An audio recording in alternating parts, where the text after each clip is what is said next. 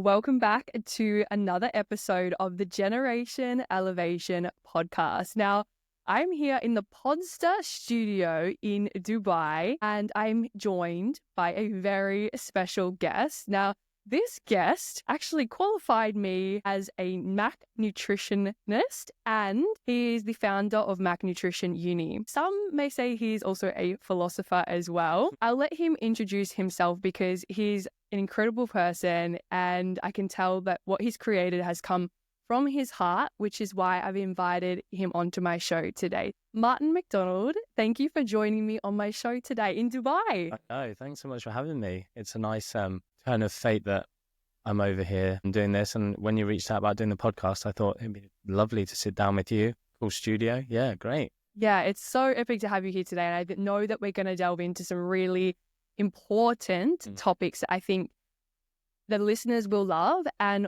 also I haven't actually explored on my show before, which is really, really cool. So Martin, for those that may not know who you are, what you do, what Mac Nutrition Uni is, maybe could you please give a brief description of like what it is that you currently do? Sure. Yeah, cool. So I guess it started with me being a nutritionist, just a one-man band. Clinical performance nutritionist was the title I went by. I got lucky in my early career.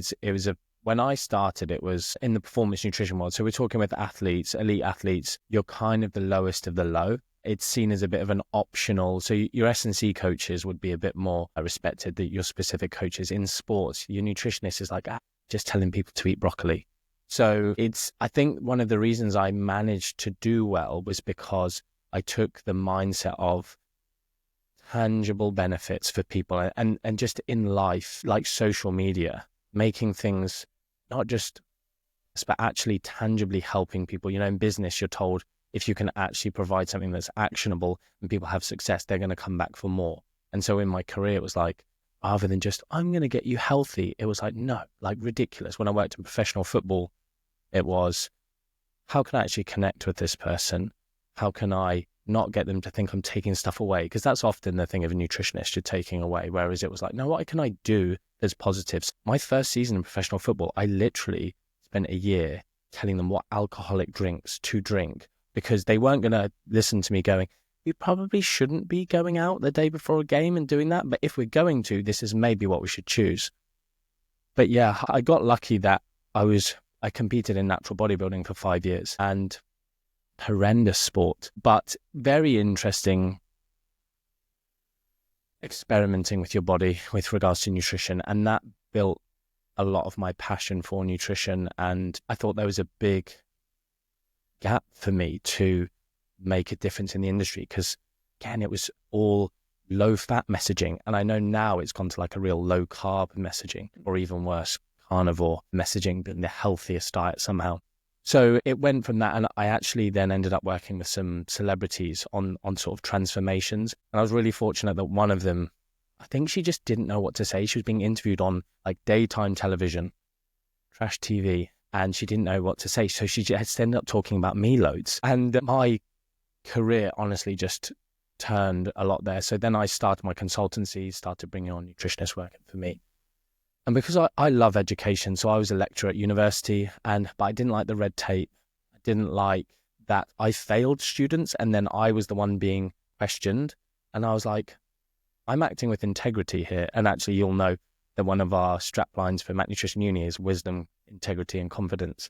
So yeah, I didn't like the red tape. So after building up, I guess, a bit of a following just for giving out free education on the internet, I feel like before it was really popular to do that. And now it's just, everyone does it. I ended up becoming like a bit of an industry mentor to other professionals through bringing my academic background into maybe the fitness, personal training, health and wellness, nutrition space. And then I had a mentorship weekend that people were like, look, can you create something bigger, longer? And I don't know if you probably do know the story, but my Nutrition Uni was supposed to be like a YouTube course. And everyone was like, oh, do something longer. We did this weekend. It was intense. It was amazing. But we want everything in your brain. So create a whole long course. I was like, oh, I'm going to do it. And the internet just did its thing. And people were like, yeah, Martin MacDonald's creating a university. And I was like, no, I'm not. I never said that. But got so much interest. We actually did like, I guess you'd call it crowdfunding. It wasn't crowdfunding. I basically just said, look, if you want to do this qualification with me, what do you want? Submit everything you're interested in. Also put your money where your mouth is. So pay your enrollment fee now. And it just went crazy. And I was like more money than, and I've never been driven by money. But what it allowed to do. So then we moved premises, new staff, the platform that you're obviously aware of. But then we will also be able to invest in what the qualification was, the experts that we could bring in with it. Obviously, I deliver lots of it, but and as it's evolved over time, being able to bring in real world leaders on specific topics that I feel like I did an okay job at, but they are just the bee's knees at it. Yeah, Mac Nutrition Uni was born in 2016, so we're getting close to our 10-year anniversary. We're going to do something big. I'll talk to you about that maybe off air. But yeah, then really that changed things for me because I became less of a nutritionist, but more of a nutrition educator. My dream would be to just travel and do speaking. And then in 2019, things had gone so well that I didn't even have to make a living. It was my hobby, but I was able to have hundreds and hundreds of people, thousands of people over my world tour in 2019 come and hear me speak. And my thing with that was, I don't want to make any money. I just want to break even. I want to be able to fly, business class, first class, whatever. But it's not about making money. I've got my job. This is just my passion. And that's obviously where we first bumped into each other in 2019. It was that was probably one of the best years of my life in terms of just being able to bring evidence-based nutrition to the masses, the mindset, the body positivity, the journey of nutrition being a journey rather than a 12-week sort of thing. And not necessarily, lots of people are like, oh, it needs to be a lifestyle change. And I'm not sure how much you've seen of my aggressive dieting stuff, but, I'm very much about fast weight loss. And people are like, whoa, that's weird. Fast is bad. Slow and steady wins the race. But actually the research doesn't support that. But I am about not hating yourself into change. And lots of these sorts of things that have now brought me, I guess, to where I am now. You obviously mentioned about the philosopher side of things. But I love that I've been fortunate enough to be in a position now where I have this business that if I was super motivated by business, I love business. I love the intricacies and the, human psychology, and I love my team. But I'm not driven by creating this like monster conglomerate sort of thing. And obviously it's studied in over 85 countries now, but that's not anything like I've done. I guess it is, but that wasn't the goal. I just wanted to bring evidence-based nutrition, and I just feel like so lucky that I was the first person in the world to bring a fully evidence-based qualification. Like, you're aware of probably some of the big American, Canadian companies that are huge, but still aren't fully evidence-based, and also are just maybe kind of very, very basic. So I can't believe that why in history did I get to be the first person that brought this to the table, and it went from absolutely nothing to this kind of huge company. But yeah, it's allowed me to then talk more, like I said, in 2019, bring my whole ethos to things, not hating yourself, giving yourself these compassionate approaches to nutrition and just life, and being able to then start my podcast to bring about some of that, like the wisdom stuff I want to talk about. And just, I guess, the way I live my life, I like that I may be naturally confident. I like that I'm naturally a happy person, but I've been through very hard times, and I feel like some of my philosophies on life and stoicism is something that I talk about on my podcast, can help people. So it's just nice, I guess, now moving into really just a passion project for me, talking about relationships. So I'm ethically non-monogamous, and talking about polyamory to people, sex positivity, just all these things in terms of, I just think I've been on a journey with that, being able to live my sort of authentic self. I feel like some of these topics, I like that I'm confident enough to put myself out there, because I get a lot of hate for talking about these things, especially as a man. I think there's some great people in this new space, my new space of sex education, relationships, that is very focused on women, because I guess throughout history, it's maybe been more of a taboo topic in that area. But we now have this problem that there's nothing for men. And as a man, I get attacked because a man shouldn't be talking about that, or is seen as maybe somehow sleazy or something like that. But I like that I, through the nutrition industry, have created a thick skin. Like, I don't care about other people's opinions. I've had the online debates and attacks for 2 decades, almost more than that, actually. 22 years, that I can now do that and bring this new knowledge and education to people that maybe other people might be afraid to do, or, talking about some quite intimate things.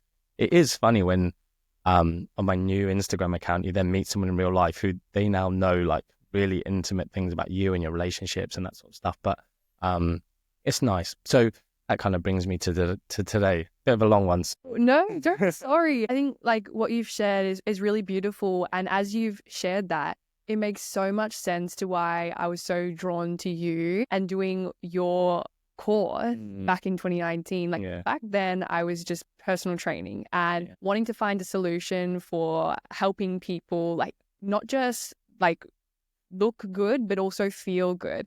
And so I remember watching you on stage, and there's a saying that you never really remember what people say, but it's how they make you feel. And watching you up there really just showed like you're so authentic in what you share. You're also adding like jokes and you made it funny. And I just remember this guy, like, he's not your typical lecturer where it's just all science and doesn't make sense and hard to grasp where you're falling asleep. It was like you entertained the whole room. And I think you probably made everyone in that room laugh. And I remember it was like a bunch of people that are quite, serious. Yeah. So it's like, you know what, like I'm going to learn more about this MNU thing and see what it is all about. And yeah, I took the course, I did it for the year, and I found that it was such a beautiful balance between like, yes, the self-confidence piece and understanding like why you are wanting to, for example, lose weight, and adherence, and like the cognitive behavioral side of understanding the psychology of why you want to eat a specific way or perform, etc. And then also backing it up with the evidence to prove that. And it's really interesting that my journey has then led me to exploring more of like the psychology behind our why and behaviors and the subconscious mind and hypnosis, and kind of including it all together, and listening to your journey of you having this almost beautiful beast grow within the MNU, right? And now onto your new journey of sharing about open ways of relating. I think even that was like a stepping stone to help create you to be that person that to have the courage, to have the strength to talk about these topics. Because 100%, like you said, there's such a stigma around men speaking about these sorts of things. So, I mean, Martin, like what have been like the biggest growth pieces that you've learned about yourself to be able to feel brave enough to share these things authentically? Because I know there'll be men listening to this episode right now going, like keeping these things to themselves, being afraid to even open up to even the close people around them because they maybe don't know how. So I'd love to hear like your journey into this new space that you're in, and maybe those 3 big lessons or philosophical lessons that you've learned. I think probably a huge factor for me, I don't know if you know this, but I did creche, so looking after babies, for about 10 years, just volunteering. I absolutely love babies, and I only stopped when my first baby was born. And I think, so it's kind of like becoming a father didn't change me per se. I think some people aren't, especially maybe men. I don't know if that's a socialization thing or a biological thing, but I very much was like, I was born to be a dad. I still, just like traveling here, all the babies when we're traveling, I'm just like, and I feel like I have a way with babies, and whenever there's a baby crying on a plane, I'm like, I stop myself going and offering help. My partner will often say, just do it, just go and help her. Like, there'll just be a mum and I can see she's tired. And I'm like, I just can't. I don't like I don't like putting other people in a position where they might be like, oh, this is weird. It's just not me. But I do long for just helping people in that way. But I think becoming a father, starting to think about the world that they're coming into, the world that my son is coming into in particular. Because I think the reason I say my son is because I was brought up, like many people, caring a lot for, I guess, children, women and children. You know, it's the whole thing of like women and children off first, and the sad thing of, you know, women and men are disposable. You know, we're in difficult times in the world right now where it's like, men, you need to go and do this. Sorry. Women and children, you go to safety. And so I say my son because my whole life I had spent going, how am I going to protect? And actually I had to unlearn certain things. You know, there's the thing of like, oh, when you meet your daughter's first boyfriend, you're going to be there with a baseball bat, and like, so toxic. And I had to unlearn those things because that's just the world. And so, but then with the world that my son was coming into, how am I going to make him safe, but also someone who's going to be a person of virtue?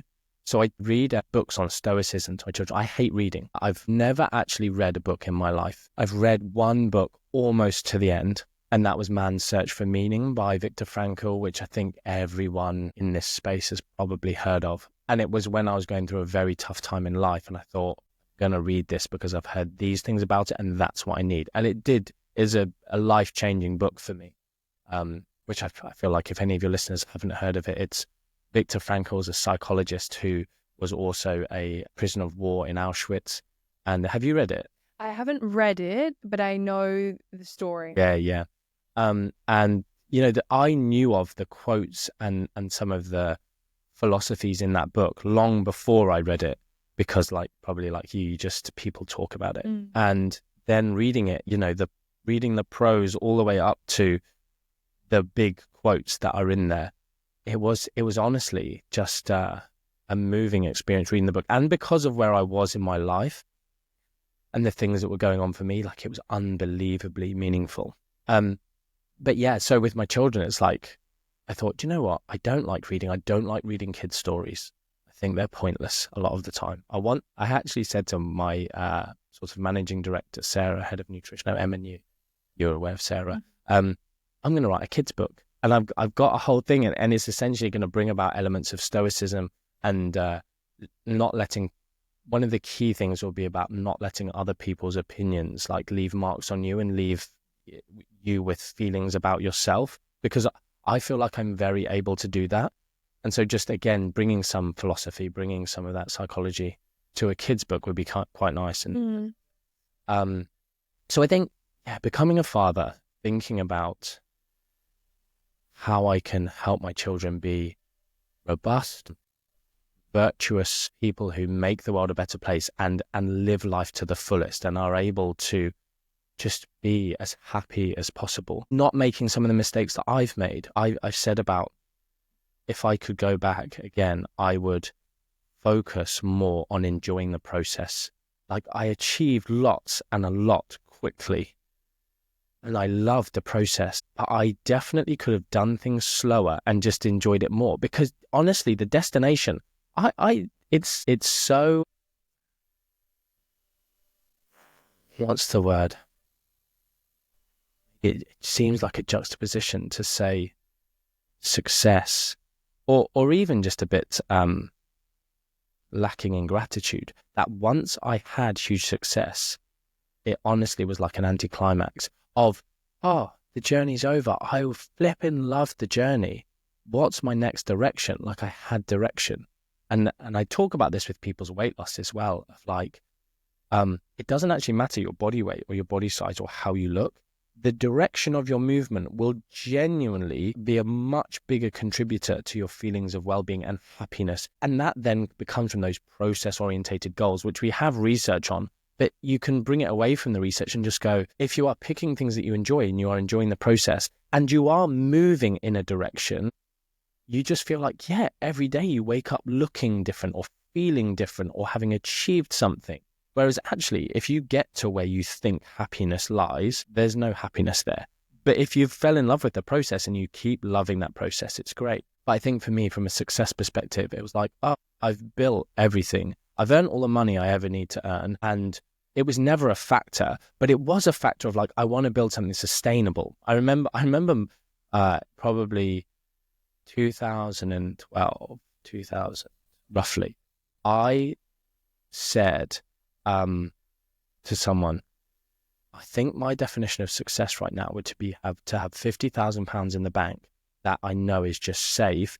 And oh no, maybe it was 2008. Anyway, because I'm just remembering who was like I was bringing on staff, and I was like, if I just had that money there, and I knew that it was like a rainy day fund. And now people talk about having 6 months of operating costs and all this stuff. But I just plucked this number out of the thin air to then be where I am now. It's like this phenomenally different place of comfortability, but it was the striving that I was enjoying. So then it's like, I don't need to strive anymore. This actually sucks.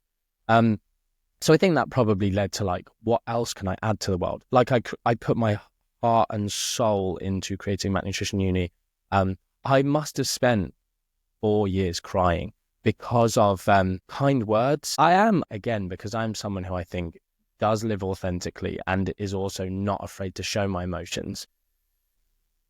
And because I put everything into things, people just going like, what you've created is unbelievable. You know, like even the kind words you're saying there, I'm glad I had lots of sleep, but it does make me emotional. And so people just going like, you changed my life, or it did this for me. Or one person, or quite a few people have said this now, but I remember the first person who said, I'm a better dad because of doing MNU. And I was like, oh my goodness, like it just like on Instagram, I'm like, oh, tears in my eyes again. So, and other people just said, you know, I'm a better person because it's just given me different ways to think about things, different ways to think about my clients, having empathy and compassion for their situations. You know, we're probably one of the first courses in the world who's really discussed sort of weight stigma and anything outside of just, this is how to lose weight. This is the science of weight loss, or this is the bro science of weight loss, or whatever they're teaching. But actually talking about weight loss as maybe not being something that's completely inert, or everyone's like, weight loss is positive, and then going, well, weight loss is either positive or it's just, you know, doesn't matter. But actually it can be damaging. And now we have the other side of the coin where people are like, no one should lose weight. Intentional weight loss is wrong. 95% of people who lose weight regain it all bullshit. I actually did my first ever paid podcast. I went down to London, and I'm probably going to do my own podcast on this. It's a professional comedian. She invited me on her podcast, and I was like, this is cool. Like, you know, paid to do it. You know, famous people have been on here. She never published the podcast because, this is probably just under a year ago now, and I haven't called her out on it yet because essentially she had come from a weight loss journey. She had interviewed like famous people like Professor Tim Spector. She had seen me calling him out, thought that then meant I was in her camp of no one should lose weight. I then came on the podcast and said, he's an idiot. He's lying. He's trying to sell these personalized nutrition plans that do not work. You know, all their advertising, I don't know if you saw this, they've been sort of prosecuted for false advertising claims. They've had to pull their Facebook ad campaigns about menopause and all of this Zoe BS. But that doesn't mean that every version of weight loss is wrong, or that it's wrong for everyone, which was of her opinion. So I had a really nice discussion, I thought, with her, where I said, you know, it's great that you've realized that 100%. Everyone shouldn't be forced to lose weight or told that they, you know, must. But I also provided the balance and the evidence, and she didn't publish it for a few months. And then my PA got in contact with her and said, yeah, we're not publishing it. You know, we'll pay the invoice, but we're not publishing it. And I'm like, I don't give a crap about the money. So anyway, why did I bring her up? I was saying, well, I'm really curious because, like, obviously you have this immense courage to call people out, like you said, and state the facts, and also just like state the fact that someone is probably a bit of a nuffy, you know, and selling things that are potentially harmful to others. One of the things I loved about your teaching is that adherence is the best diet, right? Like, it doesn't matter like what macro or protein supplement or whatever you're having. At the end of the day, if you can stick to a calorie deficit, you will lose weight, or maintenance or muscle growth, whatever your goal is. The best diet is the one that you can stick to. And I just live by that, because in my life, like lifestyle wise, it's always changing. And so some days I'm going to enjoy fasting and eating in a shorter window. And then some days I'm going to need to eat for performance and have carbs before I train and things like that. But not because it's right or wrong for everybody and that's gospel. It's because that's what suits me and where I'm at. However, I really see this trend in the industry of like good and bad and right and wrong and you versus me, rather than coming together, putting like these incredible brains together to collaborate and create something amazing. And I am really curious in regards to MNU, because you said that you copped a lot of people coming at you for some of the claims and their calling out of others, right?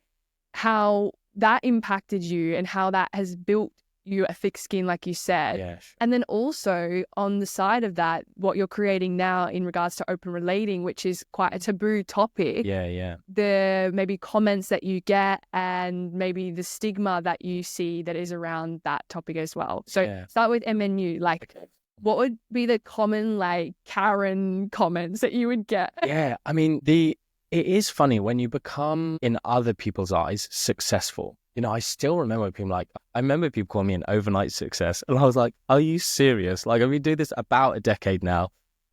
You've only just heard of me. I've been doing the work. I've been giving away this free information. That's why I did something and boom, it went massive. Because I had built that know-like trust that people talk about in the marketing and business world. People bought into me. They saw that I was authentic. They knew I didn't have an agenda.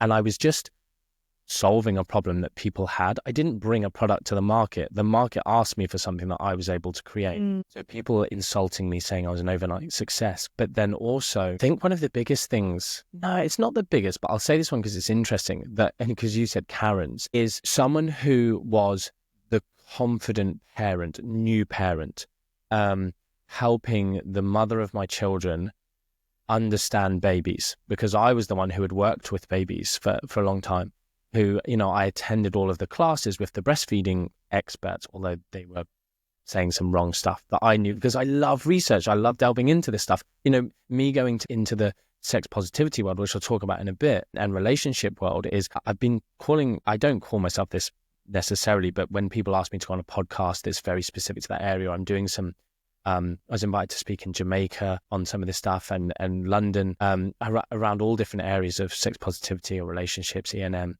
and calling myself like an evidence-based sex expert or something like that, because actually reading the research and having something to base things on, because lots of people in this space, just like the nutrition world, like it's a much newer world than the nutrition world. It's all their opinion. And I'm like, oh my goodness, like I can just see the same trends. But I was then talking about breastfeeding. And people would literally come at me and go, another man mansplaining things to women. And I'm like, I absolutely hate. And this is probably one thing that's pushed me more into a separate account, because I know people follow me for nutrition and parenting and stuff like that, but maybe don't want to hear me rant about some of these other topics. So I thought, okay, it's another avenue for me to talk about something I've become quite passionate about, which is sexism against men, which is probably the only lasting area where you can be a bigot and not be called out for it. There are definitely hugely sexist people against women, but any good person knows it's wrong and will call it out and would be disgusted to be heard saying something racist or against women. But good people will very well say stuff about men this, men that, and it's completely accepted. And so me not having mammary glands was a reason that I wasn't able to give. And one of my pinned posts on my Instagram is about the menstrual cycle and weight loss, an area where I know lots about things. But people coming up, again, another man, like I hate the term mansplaining. Like it's just, again, sexist. It's as bad as any other slur against women or a certain race. So, but it is very well accepted. And I'm just trying to help people. I'm not telling women how they should feel. I'm not saying it from a life's experience. I'm saying based on a woman's physiology, which I understand way better than women. Like women are like, I'm the expert because I am a woman. And it's like, you're not. You're an individual who's a moron, because we, as individuals, we are all morons. Like the only thing we know is how we feel.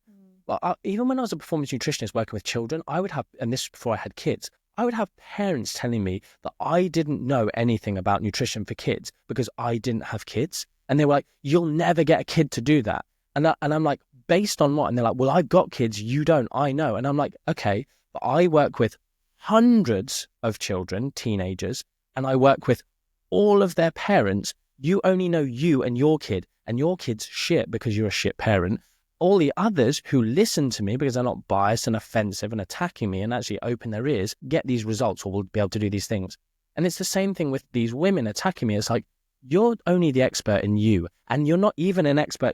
I don't respond well to carbs whenever I eat bread. And it's like, no, I know the physiology of why you think that. I also know all the other women who have had those experiences and how I've helped them and changed it.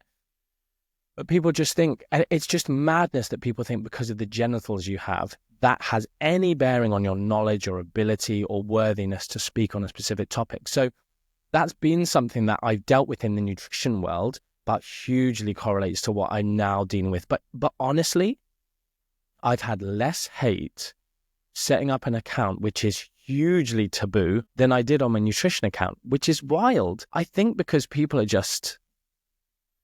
they may be just nervous to enter a debate and maybe even say the words they would need to say to even try and have a conversation with. What I've noticed, especially in that space with my clients, right, is because of the stigma and taboo around sex in general, even religious belief too, there's such a feeling or emotion of guilt, shame, insecurity, fear around these topics. And that's like anything in life that you haven't researched or explored or don't know much about, right? If you've avoided something like going to do a squat under a barbell your whole life, of course you're going to be nervous for the first time you go to perform that, right? So same with this topic of sex. And because it's such a triggering thing, whenever people would, for example, see your page and maybe give hate,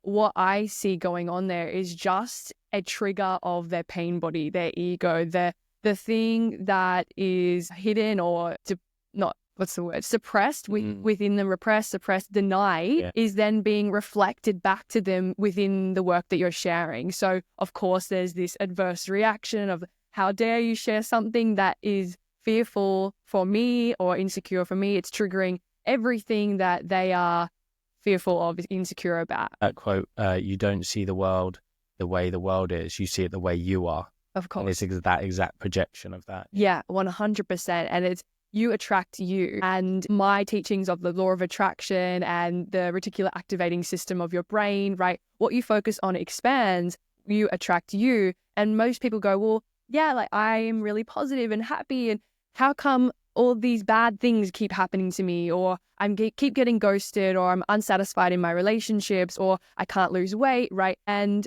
I'm just like, yeah, because there's the conscious side of you that you know about, right? Everyone has their conscious mind. It's what we are in probably right now because we're thinking, we're talking. It's a beta brainwave state. And then we have our unconscious mind. And funnily enough, we've got at least minimum of 80% of the time we're in this subconscious state. And this is responsible for our habits, addictions, behaviors. And then if we are in this state majority of the time and we're attracting these things that are uncomfortable or triggering, right? It's telling me as a coach for people's mental health and mindset that there's a part of you through this situation that is trying to express itself. And maybe because you've had this trigger, there's room for self-exploration here. And so I'm curious to know, Martin, for you, did you always know that you were interested in this space, or is this something that you kind of discovered later in life? And then I'd love to hear your advice for people who may be wanting to explore that space themselves. Yeah, it's a long story and I won't tell you it all, but you mentioned there a little bit about religion and repression and shame and stuff. There's a few accounts on Instagram that actually focus very specifically on sex positivity within religious communities, because no matter what you believe or who you believe in or what the rules are for you, typically the rule is that once you're married or connected to someone, then sex is allowed and sex is a positive thing. But people can't break growing up for 20, 30, whatever years until they get married. They get married and they still feel like there's shame. You know, whoever their God is, like God is still, pleasure is not something that is allowed. Sexual pleasure is not something that's allowed. So there's some really cool accounts. That's not something I focus on, but kind of helping those people going, no, like our God, whoever the God is, wants us to enjoy our husband or our wife, etc., and wants us to have pleasure. Like it's this thing. It's not, and maybe there's some religions where that isn't the case. Actually, I don't know them all, but it is just this thing of, so being British, for instance, you don't have to be religious to be completely and utterly sexually repressed. And talking about it really, yeah, I think like you said, it just brings something out in people. They're reactive. People who I would call, that, I mean, like, there's someone's popped into my head. She's one of my biggest fans. She's in Australia and like loves me so much. It's such a sweet way. But she followed my new account and then I went and did a talk recently and she said, oh yeah, just so you know, I've unfollowed that account because I just found it too challenging. And I was like, amazing that you still came and you still like me, because people go, I disagree with one thing you say, therefore you're a bad person. You're against me. You're against me. And I'm, it's like, wow, you go about life like that? That's weird. You're never going to grow as a human being if you want to stay in this tiny little box. But it was around, she's married, they're in a monogamous marriage. And so just seeing a different way of doing things, she said, I found it challenging. And she said, that's cool for me. I'm going to go away and reflect on that and see why I can't deal with just hearing someone speak about it. But it is, people find these things because you talking about this subconscious thing, it's everything within your being telling you one thing. And I think, so I was brought up religious, going back to your question. So I was very much at least taught a certain way. And again, with children, it's very much you grow up and your reality, even as an adult, because it was instilled as a child, your reality as an adult, I can't believe I believed or thought or acted the way I did. When it's instilled from such a young age, you don't question. And obviously, I'm a huge critical thinker. So through that, I think it just led me on a journey towards, and I wasn't living authentically to myself. And so it was probably only in my early to mid 30s that I was like, started really, truly, I was single all over again and I had to relearn who I was. And I basically made a commitment to myself that I was going to live authentically, completely and utterly transparently. And my God, is that freeing.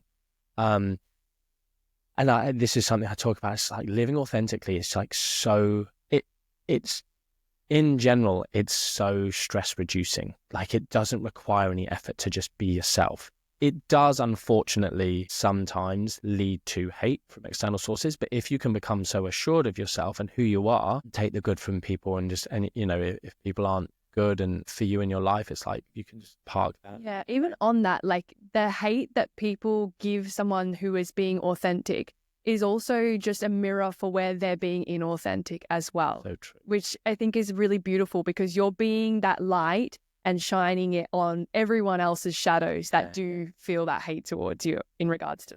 I could not believe when I started this new account, I said, I'm going to start a new account. I'm going to talk about these 5 to 6 things. Like people can go and look. I think I pinned it, but it's like a swipe through of the things I'm going to talk about. But honestly, it went from maybe 6 or 7 or 8 or 9 things. And now there's like 3 things I talk about because it's just every single question is on those topics. But the number of people that reached out and went, I thought I was a weirdo.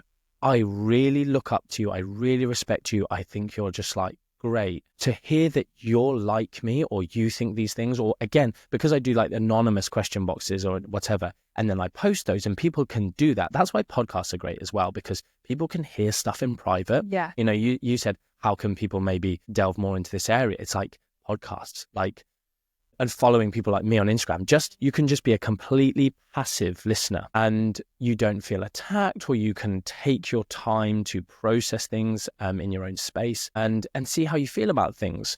So I think for me, one of the things with, I guess, E&M or this area is, so I started religious, I started living authentically. I set my life up to, if I lived my authentic self, it would attract, as you sort of said, the people that were good for me, and therefore I would remain happy and not have to dumb myself down. And that really sadly meant I lost people. But you know what? Like, so I was in a throuple. So if people aren't aware, like a couple of throuple, it's 3 people all in a relationship. And one of my partners had her whole life been monogamous, of that mindset. And I actually always used to think that everyone was non-monogamous and people only choose to not be. Because if you think about love, like, we have the ability to love more than one person. Everyone does. Now, but then there's the different like Greek words for love. And, you know, of all of the different loves, it's only romantic love that we're like, no, there can only be one person. And it's so toxic. I've been toxic. I used to be super toxically jealous. And now I actually thrive off jealousy. I love it. And that's a whole other podcast. It's the idea that you're in a relationship and then you go, no one else is now attractive to me. And it's terrible, because things that are in the shadows and in secret and repressed, if you can't say to your partner, I do find that person attractive, you suddenly start hiding things. And that's where, you know, lots of the infidelity creeps in. Well, when you hide things, when we deny, suppress, right, it just comes back to you in another way. So it's all that, like Carl Jung talks about this in regards to the shadow, right? So when you suppress something and make it go away, like in your mind, it's not actually going away. It's still there. It's still in your body. It's still in your energy. And that is what Carl Jung would call the shadow. And it would manifest in your experience, in your external reality, as a similar energy somewhere else, which is usually not an ideal situation to be dealing with. So it's like, the more conscious you are about yourself, the more aware and better able you can handle these situations in day to day. Communicate as well with your partner, if you have one as well, and go from there. So I'm really curious then, Martin, like, what would be, let's say, maybe question that people can ask themselves in regards to like self-exploration around this topic? I also just realized I didn't finish what I was saying about being in that throuple. Oh yeah, sorry. One of my partners, she'd been monogamous. She thought she could be in a situation. It was great, but through, I guess, exploring it, and it was amazing, but she realized, actually, this isn't for me. And one of the things that's been beautiful about that situation is, typically in monogamous relationships, it's been like, once they're an ex, you don't talk to them again. And people are like, it's toxic if you're still friends with your ex. And I will fully say, I still love her so much. And we're still amazing friends. That's been a changing thing for me, that actually people who I've now been in relationships with, I have such positive, because everything's transparent, like you said about their communication. Everything's above board. Everything's communicated from the start. Like, I think in E&M situations, polyamorous situations, whatever, there's obviously, E&M is the overarching term, but within that you've got all different manifestations of it. Polyamory is obviously just one. Swingers is like the super dirty word that no one likes to use, but they all come under the same bracket, as it were. But unprecedented levels of communication. And it's changed my life in terms of, my relationships are so unbelievably fulfilling now, and so positive, and so lacking in toxicity. And so if it doesn't go the way that you both want, finishes in a much, like, do you know Friends, Phoebe, when she breaks up with someone, there's this scene, and she's like, oh, I've got to go break up. And she goes off, and they have this like hug and this embrace, and it's lovely, and comes back. And all of the other Friends people are like, what? You just broke up? And it's like, yeah. It's like, and they're like, where's the fighting? Where's the shouting? And it's like, it's funny. And that's how I would have thought life was. But now that's my life. Yeah. So anyway, my point is my partner now, my sort of primary partner, you'd call her, is completely monogamous. She cannot see outside of just me. She's like, you fill me, you're everything. She has literally lost attraction for other people through being with me. And so that really changed my view of like, oh, actually, some people maybe are literally monogamous, but being able to go, I think people should be brought up going, find out which you are. It should be something that's on the table for people, because it's really so taboo because of constructs of society, of at least being able to have that question. I think it would cause so much less trauma. You'd have far less broken homes, which would be wonderful to have children who had both their parents, and way more often than we see it. But yeah, so that situation, it's just like, there are monogamous people. And I have these conversations with monogamous people and they're like, yeah, 100%. Some people can definitely be. And then I say, and some people are authentically in themselves polyamorous. I can fully love one person and fully love someone else, and it doesn't detract from either situation. And you say that to a monogamous person, they're like, no, you just haven't found the one yet. No, can't be. And they're like super close-minded to it, where they were super like, yeah, anyway. So onto your question of what's one question people could ask themselves to explore this area. That is tough. I think most of it probably comes from a place of, if I could, okay, I'm just going to give an analogy. People will often say, they say it about men. Every man, and I know this isn't the case because there are men out there who are able to be in open relationships and they choose not to be, and their wives are the open ones. But every man, given the chance, would, if his wife definitely wouldn't find out and it wouldn't hurt her because he loves her completely, would he sleep with another woman?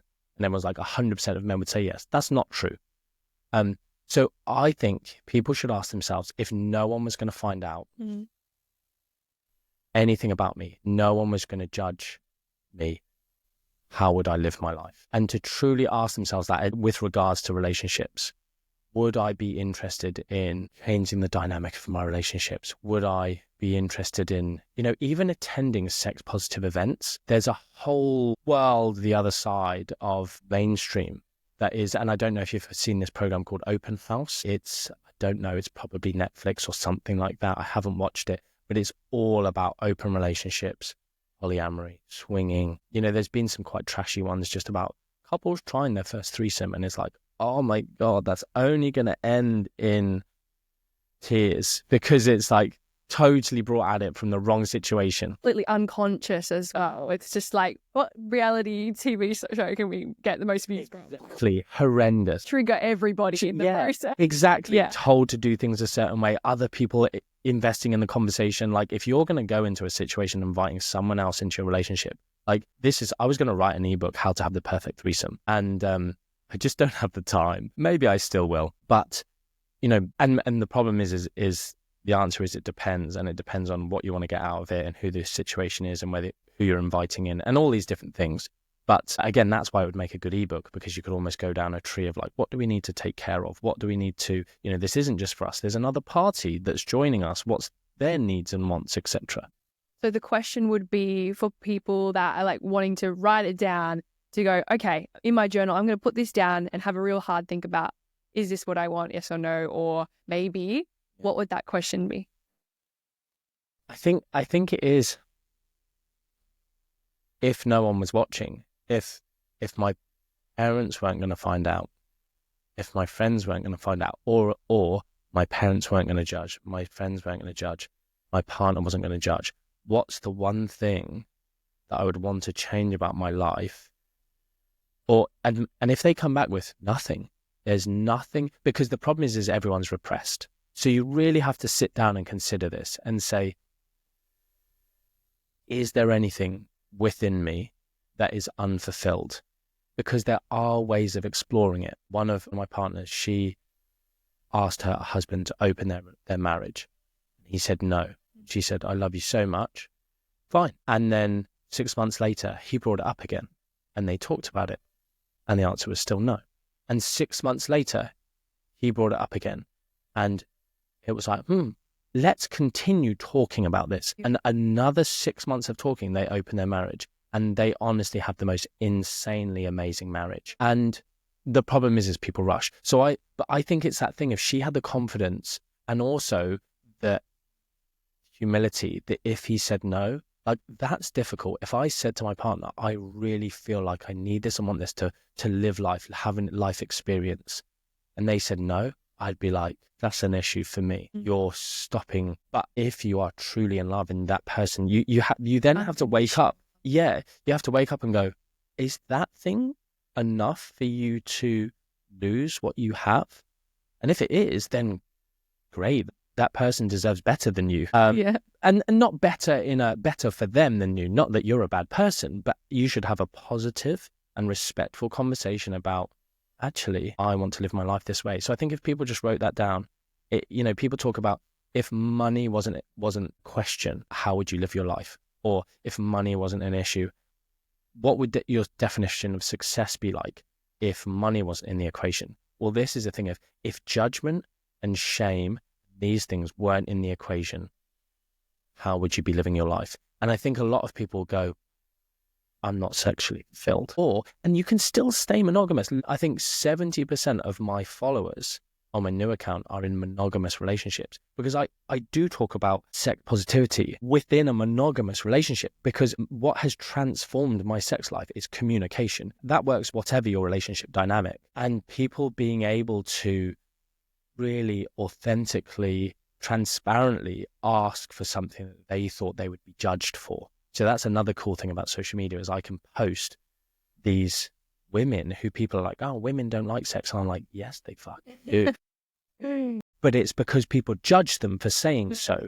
But when they're able to go, I am desperate for my husband to do this, how can I bring that up? And so then I'm like, wow, it's such a boring answer, but communicate. But giving them some words, or how to broach it, or, you see it on the TV, or like, oh, that's interesting.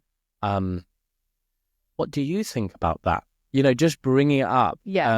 And I would say as well, listening to this, your partner might be the one who needs these conversations, not you. So we often say, if you're insulting someone, or if you're saying bad things about other people, they don't know what you're saying, but your friends hear you saying those things, or your children. So when your child puts on weight, and you've been insulting people because they put on weight, your child's not going to trust you. You're not a safe place. It's the same thing with your friends. If you've been judging so-and-so because of what they wear, or judging so-and-so because she had a one-night stand, they're not going to talk to you about that, because you're not a safe place. So the same with your partner is, if you're like, because people say things that they think other people want to hear, they fit themselves. So they will just go, oh no, I would never XYZ, insert sexual act.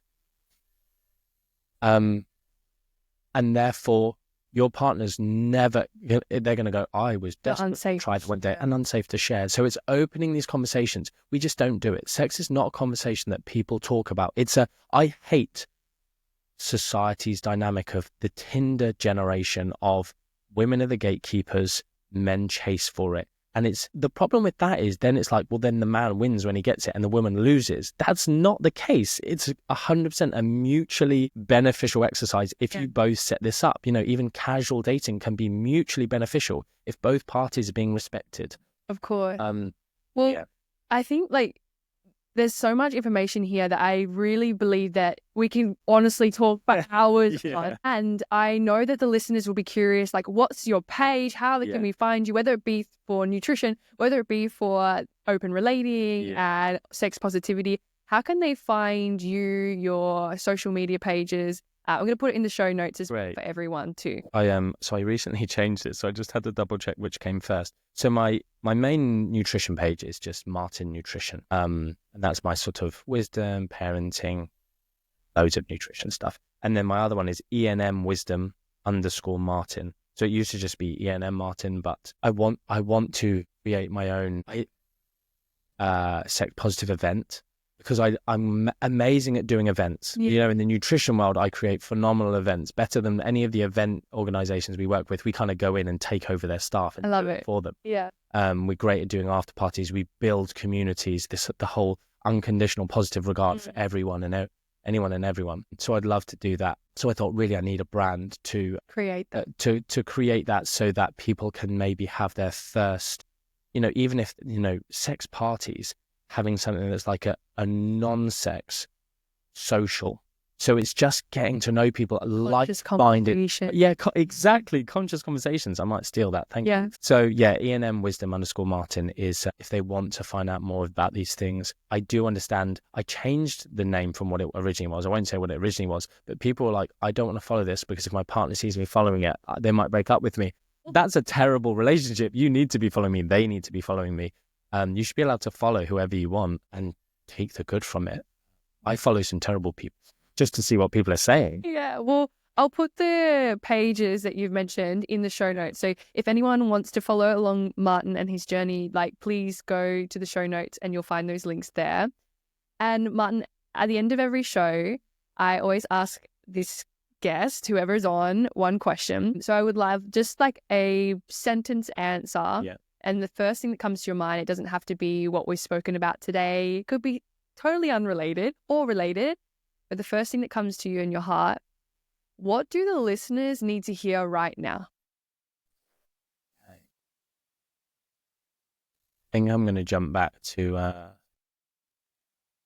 Viktor Frankl, this one. So I'm not going to come out with anything profound because it's already been said. But it's his quote, which is essentially, everyone has the option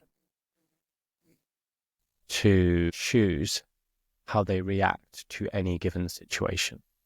So that is a truth through the ages, that there's no situation that someone else hasn't experienced and has reacted better than you may do at your default. So you can't go, yeah, but so-and-so just died. Yeah, but I just lost my job. You know, whatever your situation is, someone has it worse and chose the path out of that situation positively. And I'm not saying it's easy. I'm not saying I always do it. But, Viktor Frankl is someone who was a prisoner of war in Auschwitz. And he talks about men there in these camps who, despite being tortured and in the worst of living situations, horrendous. I never realized quite how bad it was. He calls it the last human something, is the ability to choose your reaction to any given situation. So for me, I just think it's like, look at your life, whether you're happy, whether you're sad. There's loads of other quotes for different situations, and I know that quote will only hit for certain people in certain situations, but I think that's a fantastic one to just go, you know what? We all have hard times. And if you're in a great time, anything that comes along and knocks you right now is probably going to hit you a bit harder, because it's when we're not ready for it or we're not feeling robust and we're just like loving life on cloud nine. It comes and it brings us back down too fast and it's not nice. But you have the option to go, I want to accept this. This is me. This is for me right now. And I can choose how I react to it. And it's just a wonderful, freeing thing of going, you know what? I've certainly made the decision that I want to be a man of virtue and to live with virtue. This is another quote by someone, but is to act with virtue, even when it's not convenient, comfortable, or easy. Yeah, those are my things. Beautiful. Thank you so much, Martin, for coming on my show and meeting me here in Dubai in the Podster studio. Yeah. It's been an absolute pleasure. And I hope to have you on again soon. Yes, that'd be wonderful. Thanks very much. Thank you. Yay. Thanks for that. Yeah, that's great. Yay. I really love that. Love that conversation. We'll head out.